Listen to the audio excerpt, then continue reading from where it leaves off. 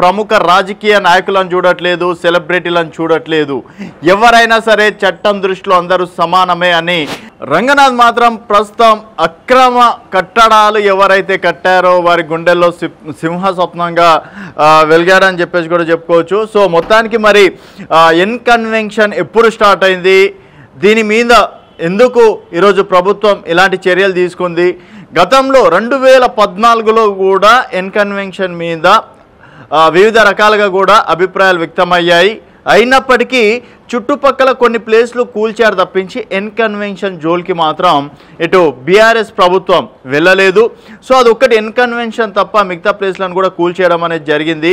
So మరి convention అప్పుడు ఎందుకు వదిలేశారు, ఇప్పుడు రేవంత్ రెడ్డి గారు ఎందుకు దాన్ని కూల్చుమని చెప్పారు. ఇది రేవంత్ రెడ్డి గారు చెప్పింది కాదు, హైడ్రా ఒక అంటే కొత్త కమిషన్ని ఎవరైతే చెరువులలో కావచ్చు మిగతా చోట్లలో కబ్జాలు చేసినటువంటి ల్యాండ్లలో ఎవరైతే అక్రమ కట్టడాలు ఉన్నాయో వాటిని కూల్చేస్తున్నారు. సో మొత్తానికి ఇది నాగార్జునది కావడంతో ప్రస్తుతం ఇప్పుడు వైరల్ అవ్వడం అనేది జరిగింది. సో టాలీవుడ్ సీనియర్ హీరోకు చెందిన నాగార్జునకు చెందిన హైదరాబాద్లోని కన్వెన్షన్ సెంటర్ ఎప్పటి నుంచో వివాదంలో ఉంది. మాదాపూర్లోని చెరువును ఆక్రమించి దీన్ని నిర్మించారన్నది ఆరోపణ. 2014లో కేసీఆర్ ప్రభుత్వం సర్వే చేసి FTLలో నిర్మించారని తేల్చారు. సో FTLలో నిర్మించారని చెప్పేసి తేల్చినప్పటికీ 2024 వరకు ఇప్పటి వరకు చర్యలు తీసుకోలేదు, దాదాపుగా 10 సంవత్సరాలుగా. సో 2014లోనే కన్వెన్షన్ స్టార్ట్ కావడం అనేది జరిగింది. 2015లో దీని నిర్మాణం పూర్తయింది. 2016లో అప్పుడు టీడీపీ పార్టీలో ఎమ్మెల్యేగా ఉన్నటువంటి రేవంత్ రెడ్డి కన్వెన్షన్ గురించి కూడా చాలా క్లారిటీగా చెప్పారు. అదేవిధంగా ఈ చెరువుల కబ్జాలను కూడా ఎంతటి వారైనా కూడా ఖచ్చితంగా తొలగిస్తాం. ఈ చెరువులే వరప్రదాయని తెలంగాణ ప్రాంతానికి అని పదే మంత్రివర్యులు కానీ ప్రభుత్వం కానీ చెప్తా వచ్చింది. అయితే ప్రధానంగా సినిమా హీరోలు అంటే ప్రజలకు ఆదర్శంగా ఉండేవాళ్ళు, మంచిని ప్రజలకు బోధించేవాళ్ళు, వాళ్ళని ఆదర్శంగా సమాజం తీసుకుంటుంది. హైటెక్ సిటీ ఎదురుగా గురుకుల్ భూములలో కన్వెన్షన్ అనే ఫంక్షన్ హాల్ ఏదైతే ఉందో అక్కడున్న చెరువులో సగానికి అడ్డంగా గోడ కట్టి కొన్ని ఎకరాలు ఆక్రమించుకొని ఫంక్షన్ హాల్లో నిర్వహిస్తున్నారు. పదే ప్రభుత్వం దృష్టికి వచ్చింది, టీవీ ఛానళ్ళల్లో పేపర్లలో చూపించాను. అక్కినేని నాగార్జున గారు కూడా దాని మీద స్పందించారు. ఈనాటి వరకు ఆ ఆక్రమణలు తొలగించలేదు. ఎందుకు అక్కినేని నాగార్జున గారు ఆక్రమించుకున్న చెరువుల ఆక్రమణలు తొలగించలేదు, ఎందుకు చర్యలు తీసుకోలేదు, ఏ శక్తులు అడ్డం పడుతున్నాయి, ఎప్పటిలోగా చర్యలు తీసుకుంటారో మంత్రి గారు సూటిగా సమాధానం చెప్పాల్సిందిగా కోరుకుంటున్నాం. సో FTLలో నిర్మించాలని తేల్చారు. మిగతా నిర్మాణాలను కూల్చిన అధికారులు ఈ కన్వెన్షన్ జోలికి వెళ్ళలేదు. సో తాజాగా హైడ్రా భారీ సెక్యూరిటీ పెద్ద యంత్రాలతో దీన్ని కూల్చివేసింది. సో అసలు FTL అంటే ఏంది, FTL అంటే బంపర్ జోన్ అంటే ఏంది, FTL అంటే ఏంది అనేది ఒకసారి చూద్దాం. చెరువు జలాశయం పూర్తి స్థాయి నిల్వ సామర్థ్యం పరిధిని FTL full tank level. So FTL అంటే ఫుల్ ట్యాంక్ లెవెల్ని FTL అంటే ఫుల్ ట్యాంక్ లెవెల్ అని అంటారు. కొన్ని దశాబ్దాల పాటు వాటికి వచ్చిన వరదను బట్టి FTLను నిర్ధారిస్తారు. ఇక నీటి వనరులను బట్టి బంపర్ జోన్ను నిర్ధారిస్తారు. సో బంపర్ జోన్ అంటే ఏంది, నీటి నిల్వలను బట్టి బంపర్ జోన్గా నిర్ధారిస్తారు. సో FTL అంటే ఏంది, ఫుల్ ట్యాంక్ లెవెల్. సో భారీ వరద, చెరువులలో భారీ వరద ఉన్నటువంటి ప్రాంతాన్ని, ఎప్పటి నుంచో వరద నీరు అక్కడ నిల్వ ఉండే ప్రాంతాన్ని FTL అంటారు. సో 25 హెక్టార్లు అంతకు మించి విస్తారంలో చెరువు రిజర్వాయర్లు ఉంటే బంపర్ జోన్ నిర్ధారణకు 30 మీటర్లు అంటే 100 ఫీట్స్ను ప్రామాణికంగా తీసుకుంటారు. వీటి పరిధిలో ఎలాంటి నిర్మాణాలు చేపట్టకూడదు, సాగు చేసుకోవచ్చు. సో ఇక్కడ సాగు చేసుకోవడానికి మాత్రమే అవకాశం ఉంటుంది తప్పించి ఎటువంటి నిర్మాణాలు మాత్రం చేసుకునే అవకాశం ఉండదు.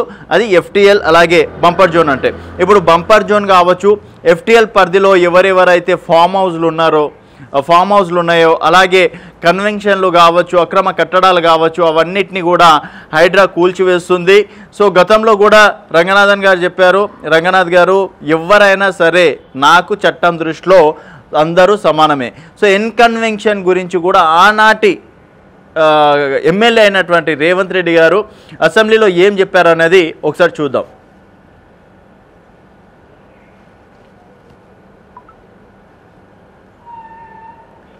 సో మొత్తానికి ఇక్కడ రేవంత్ రెడ్డి గారు చెప్పింది ఏంటంటే కన్వెన్షన్ జోలికి ఎందుకు వెళ్ళట్లేదు, అది నాగార్జునదని తెలిసి వెళ్ళట్లేదా, సో చట్టం దృష్టిలో అందరు సమానం అన్నప్పుడు దాన్ని ఎందుకు కూల్చలేకపోతున్నారు?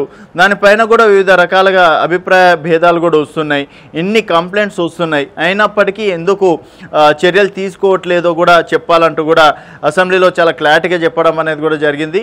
సో ఇప్పుడు సీఎం అయిన తర్వాత హైడ్రా కమిషన్ నియమించి ఎవరైతే అక్రమంగా ఇల్లులు కట్టుకున్నారో, గోడలు కట్టుకున్నారో, చెరువులని పక్కన పెట్టి మరి చెరువులలోనే అపార్ట్మెంట్లు కట్టారో వారి అందరికీ మాత్రం ఇది ఒక బ్యాడ్ న్యూస్ అని చెప్పుకోవచ్చు. అలాగే ప్రస్తుతం దానం నాగేందర్, ఖైరతాబాద్ ఎమ్మెల్యే దానం నాగేందర్ కూడా గోడ కట్టారని చెప్పేసి గోడను కూడా కూల్చివేయడంతో ఇది రాజకీయ వ్యాప్తంగా సంచలనంగా మారడం అనేది జరిగింది. సో ఫస్ట్ ముహూర్తం ఇక్కడ దానం నాగేందర్ గోడ నుంచి స్టార్ట్ అయిందని చెప్పేసి కూడా చెప్పుకోవచ్చు. ఇప్పుడు అది కాస్త నాగార్జున వరకు వెళ్ళింది. సో నాగార్జున్నే వదలలేదు, ఇంకా మిగతా వాళ్ళు ఎంతమంది, అసలు కేటీఆర్ ఫామ్ హౌస్ కూడా త్వరలో కూలుస్తారా? కేటీఆర్తో పాటు దాదాపుగా అంటే వివేక్ ఉందని చెప్పేసి అన్నారు, పొంగులేటి శ్రీనివాసరెడ్డి కూడా నిన్న నాది అక్రమంగా ఉంటే కూల్చేయండి అని చెప్పేసి కూడా చెప్పడం అనేది జరిగింది. సో ఈ విధంగా ప్రముఖ మంత్రులు, రాజకీయ నాయకులకి కూడా ఫామ్ హౌస్లు ఉన్నాయి, మరి వాటి జోలికి కూడా వెళ్తారా లేదా? సో నాగార్జునది కూల్చేసినప్పుడు వాళ్ళెంత అన్నట్టు కూడా కొంతమంది నెటిజన్లు హైడ్రా పైన ప్రశంసల వర్షం కురిపిస్తున్నారు. ఉదయం రావడంతో భారీ క్రేన్ల సాయంతో ఎన్కన్వెన్షన్ని కూల్చేయడం అనేది జరిగింది. మరి ఈ యొక్క హైడ్రా అనేది ఇక్కడ ఎంత స్ట్రిక్ట్గా చేస్తున్నారో ప్రతి ఒక్క కమిషన్ కూడా అంతే స్ట్రిక్ట్గా చేస్తే హైదరాబాద్ రూపురేఖలు కాదు తెలంగాణ రూపురేఖలే త్వరలో మారిపోవడం ఖాయమని చెప్పేసి కూడా నెటిజన్లు చెప్తున్నారు. సామాన్య జనాలు కూడా మాకు కావాల్సింది ఇలాంటి ప్రభుత్వమే. సో ఈ ప్రభుత్వం నిజంగా చిత్తశుద్ధి ఉంటే అవినీతి ఎవరైతే చేస్తున్నారో, ఎవరైతే ఎంతమంది భూములని కబ్జా చేశారో, లేకపోతే చెరువులలో ఎవరెవరు కట్టుకున్నారో, తర్వాత అంటే సామాన్య రైతుల దగ్గర నుంచి భూములు గుంజుకోవడం కావచ్చు, తర్వాత ఇప్పుడు ఫుడ్ సేఫ్టీ అని చెప్పేసి అన్నారు. సో ఇక్కడ పెద్ద పెద్ద హోటళ్ళ జోలికి మాత్రం వెళ్ళారు. అక్కడ చూసుకున్నట్టయితే రీసెంట్గా కొన్ని హోటళ్ళ పేర్లు కూడా బయటకు వచ్చినాయి, బట్ ఆ హోటళ్ళ జోలికి కూడా వెళ్ళట్లేదు. సో ఈ విధంగా అంటే తినే తిండి దగ్గర నుంచి ప్రతి ఒక్కటి కూడా అవినీతి జరుగుతుంది. మరి రేవంత్ రెడ్డి ప్రభుత్వం కేవలం ఇది ఒక భయభ్రాంతులకు గురి చేసి తర్వాత లైట్ తీసుకుంటుందా? ఇది ఈ విధంగానే కంటిన్యూ చేస్తుందా? అలాగే డ్రగ్స్ పైన కూడా ఉక్కుపాదం మోపుతాం అంటున్నారు. మరి డ్రగ్స్ విషయంలో గత ప్రభుత్వం కూడా కొంతమంది సినీ ప్రముఖులను పిలిచి విచారించి తర్వాత ఏం లేదని చెప్పేసి పక్కకి తోసేసింది ఆ కేసు.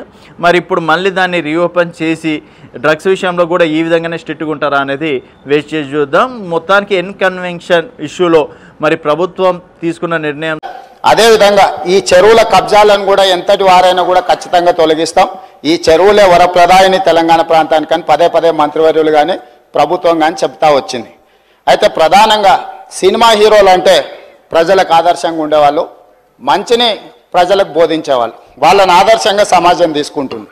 హైటెక్ సిటీ ఎదురుగా గురుకుల్ భూములలో కన్వెన్షన్ అనే ఫంక్షన్ హాల్ ఏదైతే ఉందో అక్కడున్న చెరువులో సగానికి అడ్డంగా గోడ కట్టి కొన్ని ఎకరాలు ఆక్రమించుకొని ఫంక్షన్ హాల్ నిర్వహిస్తున్నారు. పదే ప్రభుత్వం దృష్టికి వచ్చింది, టీవీ ఛానళ్ళల్లో పేపర్లలో చూపించాను. అక్కినేని నాగార్జున గారు కూడా దాని మీద స్పందించారు. ఈనాటి వరకు ఆ ఆక్రమణలు తొలగించలేదు.